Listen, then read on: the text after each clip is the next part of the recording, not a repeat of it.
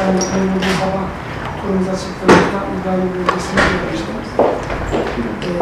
Yolculuğun fenalaştığını fark ettikten sonra otobüsümüzü en uygun bir şekilde, kimseye zarar gelmeyecek şekilde bir kenara park ettim.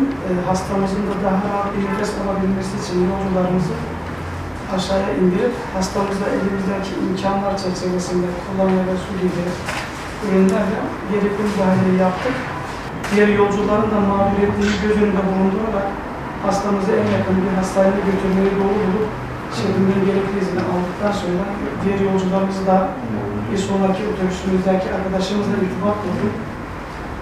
Diğer yolcularımız oraya aktarma yaptıktan sonra hastamızı güvenli bir şekilde Fakültesi Hastanesi'ndeki acil bölümüne götürüp teslim etmişler. O kadar önemli ki doğru müdahale, anında hızlı müdahale, bir koordinasyon işi. Hızlı bir şekilde koordinasyon sağlandığı için, burada güçlü bir kurumsal altyapı olduğu için bu başarılı. En önemli şey sizin buradaki hassasiyetiniz. Hakikaten direksiyonun başında olduğunuz zaman otobüsteki herkesin canı, malı, güvenliği bize emanet, sağlığı bize emanet. Bu hassasiyete davrandığınız için ben şehrimiz adına, kurum adına, belediye adına, 2 milyon kardeşimiz adına çok teşekkür ediyorum. Sayın Bakanıma çok teşekkür ederim bu ince hediyesinden dolayı.